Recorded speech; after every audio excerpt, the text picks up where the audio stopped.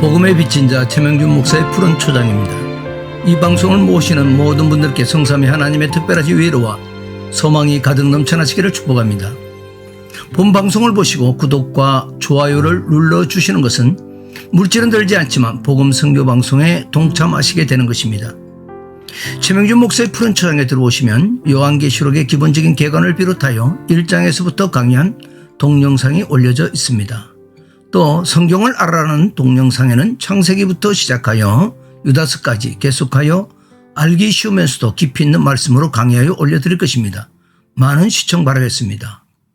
자, 오늘은 계시록 6장 9절로부터 17절까지 강의하도록 하겠습니다. 9절을 보겠습니다.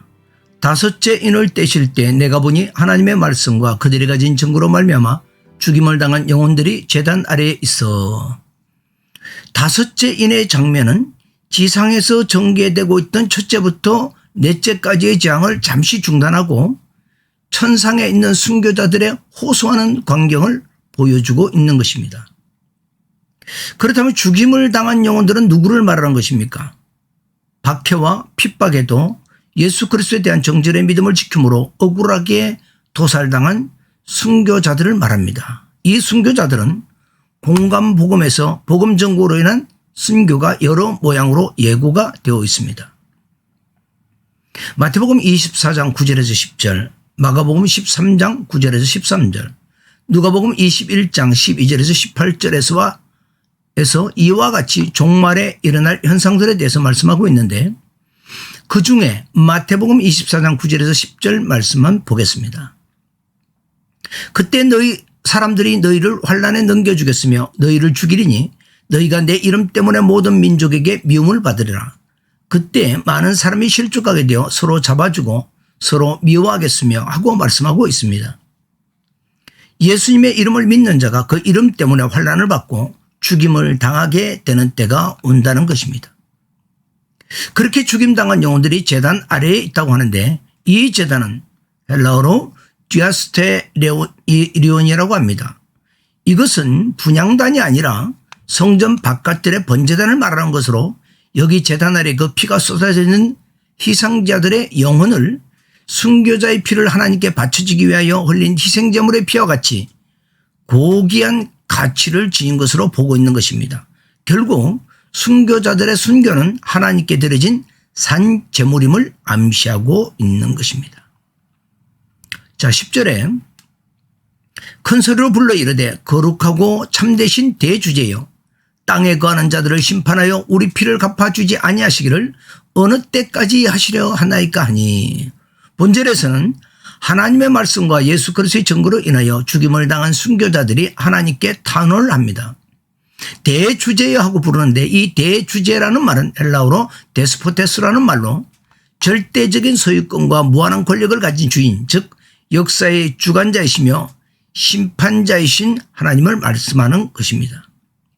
절대적인 소유권과 무한한 권력을 가진 하나님께 순교의 피에 대한 복수를 해달라고 탄원을 하고 있는 장면입니다.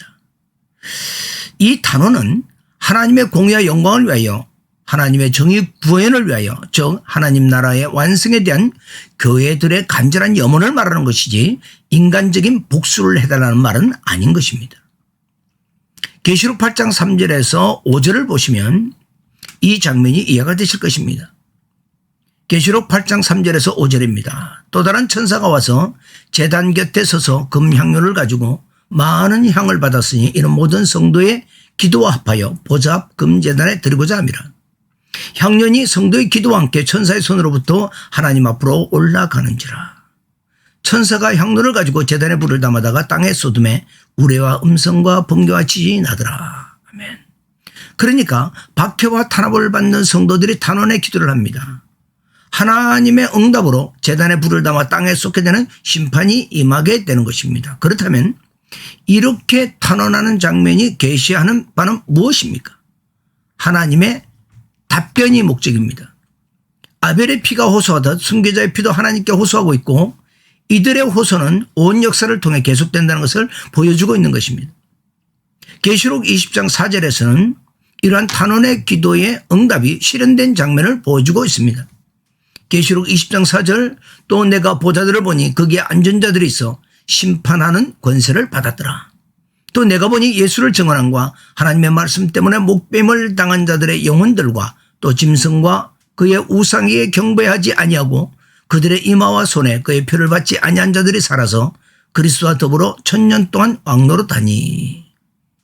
이것은 무엇을 의미하는 말씀입니까? 생명을 담보하여 신앙을 지킨 자들에 대한 우리 피를 갚아주지 아니하시기를 어느 때까지 하시려나이까 하는 질문에 대한 대답이자 보상인 것입니다. 11절 각각 그들에게 흰 두루마기를 주시며 이르시되 아직 잠시 동안 쉬되 그들의 동무종들과 형제들도 자기처럼 죽임을 당하여 그 수가 차기까지 하라 하시더라. 하나님의 말씀과 예수 그리스도의 증거로 인하여 죽임을 당한 순교자들에게 각각 흰 두루마기를 주십니다. 여기에서 각각이라는 말은 마태복음 25장 32절에 보면 모든 민족을 그 앞에 모으고 각각 구분하기를 목자가 양과 염소를 구분하는 것 같이 하여, 또 사도행전 2장 38절에 베드로가 이르되 너희가 회개하여 각각 예수 그리스도의 이름으로 세례를 받고 죄사함을 받으라. 그리하면 성령의 선물을 받으리니. 한 말씀 더 보겠습니다. 고린도서 5장 10절에 이는 우리가 다 반드시 그리스도의 심판대 앞에 나타나게 되어 각각 선악간에 그 몸으로 행한 것을 따라 받으려 함이라. 와 같이 구원은 다 각각이라는 사실을 기억해야 합니다. 이 말씀의 성취가 계시록 14장에 가면 땅의 곡식을 주사하는 장면이 나오는데 그 낫을 표현하는 데 있어서 예리한 낫이라고 표현을 합니다. 원어로 보면 이것은 옥시라는 말로 시퍼렇게 날이 쓴 매우 날카로운 것을 말하는데 이는 그리스도께서 수행하시는 최후의 심판이 신속하고도 엄정하게 이루어질 것을 암시하며 구원은 대충 어정쩡한 것이 아니라 각각 분명하고도 확실하게 이루어진다는 것입니다. 자, 믿음을 지킨 이들에게 흰 두루마기를 주십니다. 이 흰 두루마기는 계시록 7장 13절에 보면 장로 중 하나가 응답하여 나에게 이르되 이 흰옷 입은 자들이 누구며 또 어디서 왔느냐 해서 흰옷 입은 자들로 말하고 있고, 계시록 19장 7절에서 9절에 보면 우리가 즐거워하고 크게 기뻐하며 그에게 영광을 돌리세 어린 양의 혼인기약이 이르렀고 그의 아내가 자신을 준비하였으므로 그에게 빛나고 깨끗한 세마포 옷을 입도록 허락하셨으니 이 세마포 옷은 성도들의 옳은 행실이로다 하더라. 천사가 내게 말하기를 기록하라. 어린 양의 혼인잔치에 청함을 받은 자들은 복이 도다하고 또 내게 말하되 이것은 하나님의 참되신 말씀이라 하기로 말씀하고 있는데, 흰 두루마기는 이 흰옷은 성도들의 또한 옳은 행실이라고 밝히고 있습니다. 그렇다면 흰 두루마기엔 이 흰옷인 옳은 행실은 무엇일까요? 이 옳은 행실은 헬라어로 디카이오마라고 하는데 이것은 도덕적인 행위적 옳음이 아니라 법적으로 인정된 의를 말하는 것입니다. 그러니까 어린 양의 피로 씻어 의롭게 된 성도들의 의에 대해서 하나님께서 하나님의 공의로 의롭다고 선언하시고 있는 것입니다. 그리고 자, 이들의 탄원에 대해 잠시 동안 기다리라고 하시는데 무슨 말씀입니까? 이는 심판의 시기를 늦추심인 것입니다. 그러나 우리는 한 가지 꼭 기억해야 될 것은 하나님의 잠시는 베드로서 3장 8절에서 말하는 바와 같이 하루가 1000년 같고 1000년이 하루 같음을 기억하고 깨어 있어야 하는 것입니다. 동무종들과 형제들이 죽임을 당하여란 말은 이 주님의 의도는 믿음을 지키다가 죽임을 당하는 순교 자체에 있는 것이 아니라 복음 증거에 있고, 복음 증거는 순교 정신으로 해야 하며 복음을 증거해야 할 사명은 그들의 동무종들과 형제들이다라고 말씀하고 있는 것입니다. 토렌스의 주의에 따르면 이렇습니다. 결국 이러한 죽임을 당한다는 것은 세상의 권세들이 스스로 화를 자초하여 재난을 받고서도 그들은 바로 자기들의 모든 악과 재앙의 원인이라는 사실을 인정하지 않고 오히려 하나님의 백성에게로 책임을 전가하고 그들을 희생시키려 하는 것의 결과라고 할 수 있는 것입니다. 그 수가 차기까지라는 말은 세상 역사는 좀 더 진행되어야 하며 복음 전파도 계속되어야 하며 순교자들도 좀 더 나와야 한다는 것입니다. 즉 그리스도를 위하여 순교할 형제들이 조금 더 있다라는 것이며 이러한 순교자의 죽음도 하나님의 철저한 통제 속에 이루어진다는 것을 알 수 있는 것입니다. 그러므로 교회도 더 많은 순교가 있을 것을 각오하고 하나님의 뜻이 이루어질 때까지 믿음을 지키며 기다려야 합니다. 하는 것입니다. 12절을 보겠습니다. 내가 보니 여섯째 인을 떼실 때 큰 지진이 나며 해가 검은 틀로 짠 상복같이 검어지고 달은 온통 피같이 되며. 여섯째 인을 땜으로 나타나는 현상은 최종적인 종말에 되어질 일입니다. 그런데 어찌하여 대접 심판의 때가 아니라 여섯째 인을 떼실 때이란 장면이 나타나고 있는가 하는 것입니다. 이것은 인과 나팔과 대접 심판이 순서적으로 되는 일이 아니라는 것을 알 수가 있는 것입니다. 예를 들자면 여섯째 인은 넷째 나팔보다도 더 후의 일이 되는 것입니다. 이것은 말씀하고자 하는 주제에 따라 몇 번의 사이클이 반복되고 있는 것을 보여주고 있는 것입니다. 자, 그렇다면 왜 순차적으로 인이 떼어지는 것입니까? 저번 시간에 말씀을 드렸지만 하나님의 나라 회복은 주님의 초림에서부터 재림에까지 전투하는 기간을 거쳐서 완성된다는 것입니다. 초림으로 하나님의 나라가 임했으나 인을 점진적으로 치신같이 하나님의 나라는 이제도 확장되어 가고 있는 중이며 마지막 일곱째의 대접이 쏟아지는 날 심판은 끝나게 되고 하나님의 나라는 완성되는 것입니다. 이 점진성을 보여주기 위해 인을 하나하나 떼시는 것으로 표현하고 있는 것입니다. 하늘에서는 해가 어두워지고 달이 피같이 변하는 우주적인 대변화가 일어나고 계시록 16장 19절과 같이 땅에서는 극심한 지진과 재앙으로 바벨론 성이 세 부분으로 쪼개지게 되는 것입니다. 13절을 보겠습니다. 하늘의 별들이 무화과 나무가 태풍에 흔들려 설익은 열매가 떨어지는 것 같이 땅에 떨어지며. 하늘의 별들이 떨어지는 우주적 재앙의 이 상황은 이사야 34장 2절 대저 여호와께서 열방을 향하여 진노하시며 그들의 망군을 향하여 분내사 그들을 진멸하시며 살육당하게 하셨은즉. 또 34장 4절에서는 하늘의 만상이 사라지고 하늘들이 두루마리같이 말리되 그 만상의 세자남이 포도나무 잎이 마른 것 같고 무화과 나무 잎이 마른 것 같으니라의 인용입니다. 그러니까 전체의 상황으로 지상의 일을 설명하고 있는 것입니다.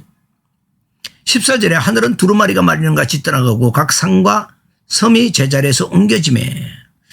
히브리서 12장 26절에서도 이렇게 말씀합니다. 그때에는 그 소리가 땅을 진동하였거니와 이제는 약속하여 이르시되 내가 또 한 번 땅만 아니라 하늘도 진동하리라 하셨느니라 하고 말씀하고 있는데, 이 말씀은 과거 시내산에서 하나님께서 현원하셨을 때 땅이 진동하였고 최후 파멸의 날에 새 언약을 거부한 자들에게 땅만 아니라 하늘도 진동하는 심판을 행할 것을 말씀하시고 있는 것입니다. 계시록 21장 1절에 보니까 또 내가 새 하늘과 새 땅을 보니 처음 하늘과 처음 땅이 없어졌고 바다도 다시 있지 않더라 하고 성취된 것을 보게 됩니다. 자, 15절을 보겠습니다. 땅의 임금들과 왕족들과 장군들과 부자들과 강한 자들과 모든 종과 자유인이 굴과 산들의 바위 틈에 숨어. 여기에 기록된 7부류의 사람들은 7이라는 완전수를 써서 전 인류를 상징하고 있습니다. 당시 로마는 평화를 말하지만 세상을 생지옥으로 만드는 데 일조를 했으며 순교를 당할지언정 믿음을 지킨 이들이 있는가 하면 믿음을 저버리고 로마를 따라간 그들은 어린 양의 진노에서 피하지 못하게 되는 것입니다. 자, 이것은 이사야 2장 10절과 21절의 인용으로 너희는 바위 틈에 들어가며 진토에 숨어 여호와의 위엄과 광대하심의 영광을 피하라. 21절 아멸과 험악한 바위 틈에 들어가서 여호와께서 땅을 진동시키려고 일어나실 때 그의 위엄과 그 광대하심의 영광을 피하리라. 그러니까 그 진노가 얼마나 무서운지 차라리 산과 바위 틈에 숨는다는 것입니다. 16절 산들과 바위에게 말하되 우리 위에 떨어져 보좌에 앉으신 얼굴에서와 그 어린 양의 진노에서 우리를 가리라. 그리고는 산과 바위에게 우리 위에 떨어져 어린 양의 진노에서 가려달라고 하고 있다는 것입니다. 그러나 말라기 3장 2절에 그가 임하시는 날에 누가 능히 당하며 그가 나타난 때 누가 능히 서리요. 그는 금을 연단하는 자의 불과 표백하는 자의 잿물과 같을 것이라. 견디지 못한다는 것입니다.